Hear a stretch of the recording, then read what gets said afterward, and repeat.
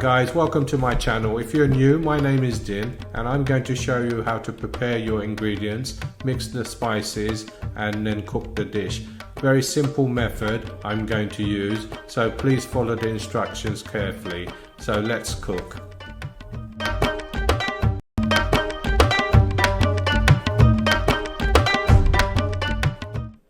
Please pause the video now and write down all the ingredients you will need before you start to cook this dish. It's very important because I'm going to show you how to cook this delicious chicken korma.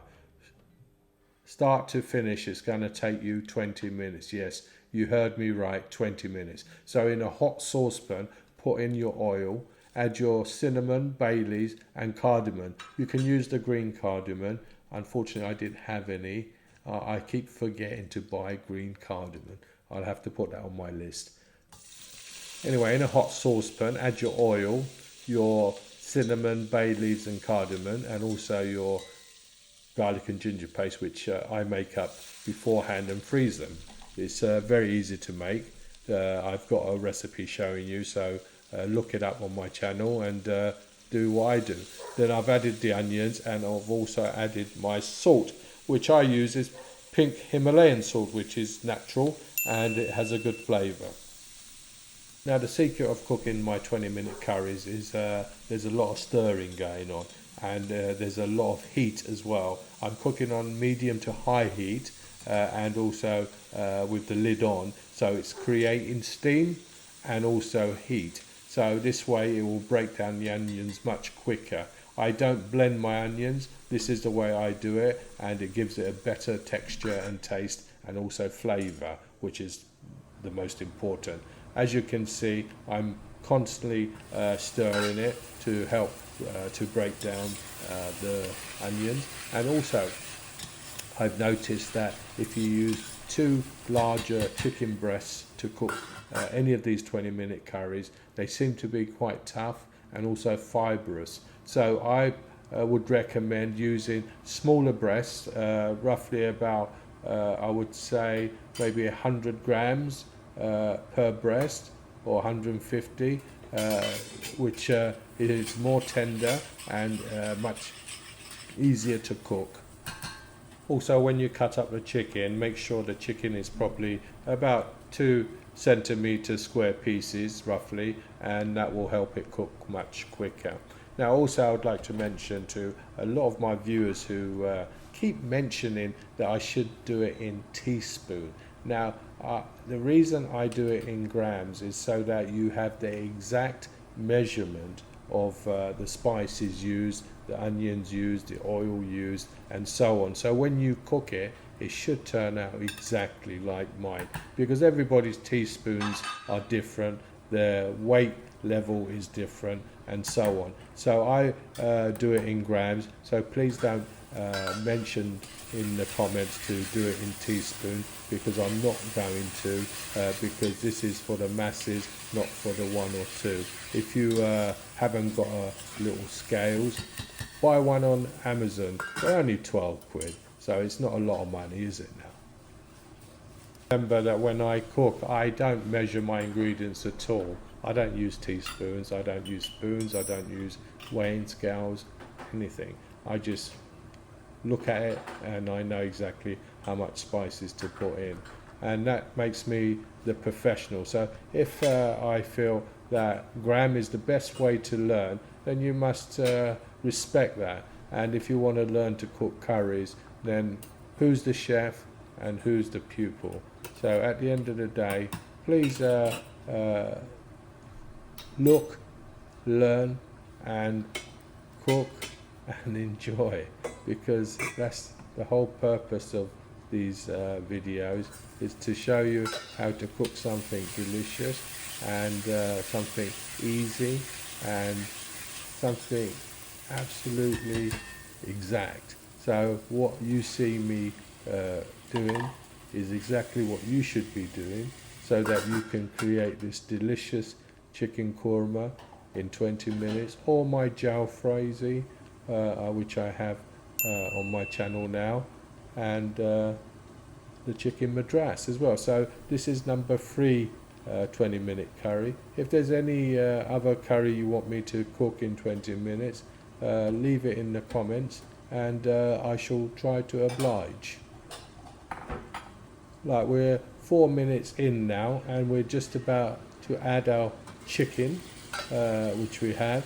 And as you can see, these chicken pieces are a little bit too big, so I would probably cut it half the size. That way it cooks much better as well. But remember, if the chicken you've bought is taking a bit longer, don't cook it in 20 minutes. Take another 10 minutes to finish it off, to enjoy your dish. It's not important to cook as quick as I do, but it's important that you have a nice delicious curry at the end of it. Remember, if you enjoy my method of cooking and enjoy the results you're getting, please subscribe to my channel, hit the notification button as well, and tell your friends, family and everyone you know, because I want everyone to be able to cook my recipes, because I've made it very simple, and anyone can cook this if they follow my instructions and get the same results I'm showing you today.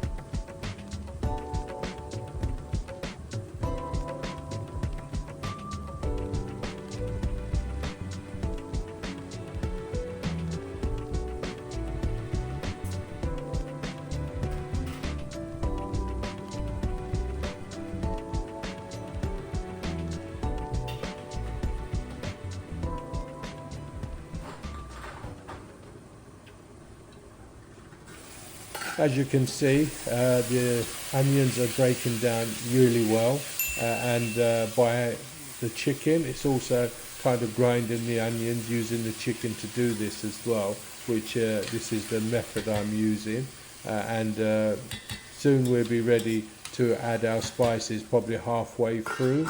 So keep putting the lid on and keep an eye on it, because at this stage it can burn, and that's the last thing you want, because the onions are cooking and the chicken is cooking. It's going to release a little bit of water, so I'm not adding any water at the moment, because I want the onions to basically melt in this short amount of time.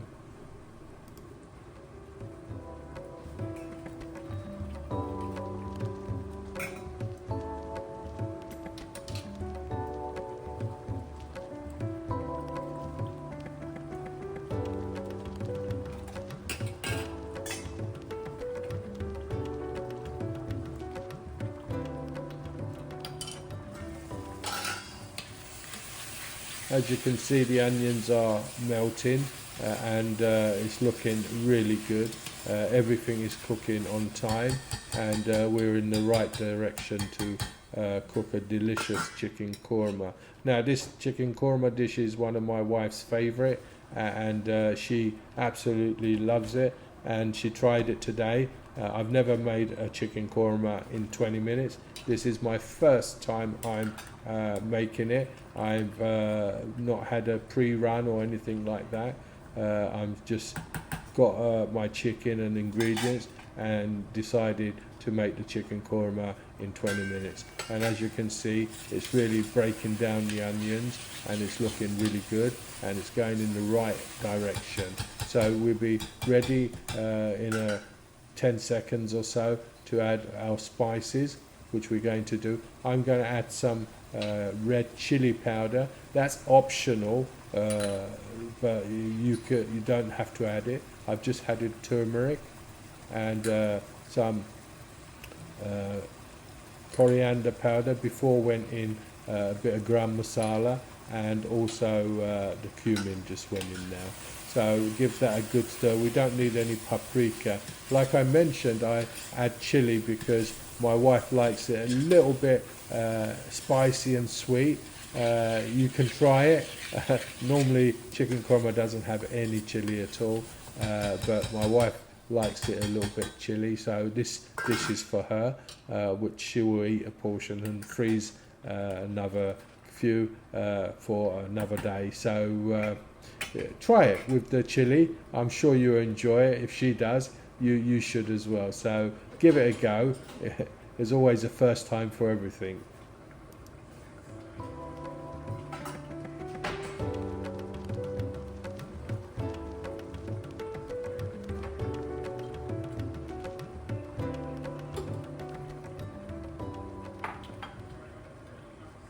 Right, as you can see, we've now added the spices.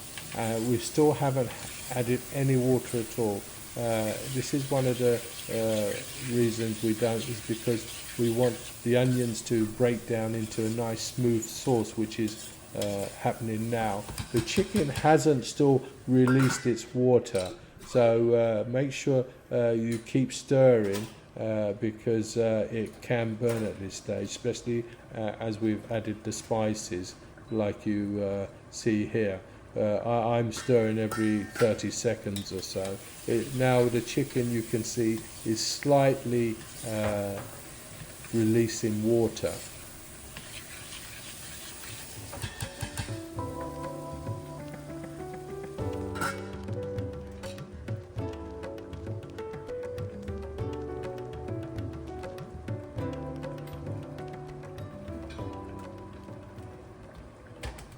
Right, now we're going to add 1 cup of water because it's getting to a stage where there's no water in the saucepan at all, and it's the easiest way for the spices to burn. So we're going to add 1 cup of boiling hot water. Don't add cold water because we do not want the process of cooking to stop or slow down at all. Otherwise the 20-minute curry will take much longer. So keep your eye on it.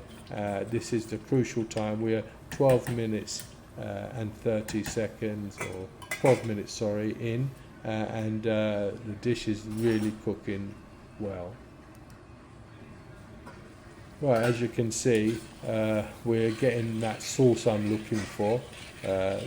So always keep stirring, stirring, stirring. This is the only way you're going to break those onions down.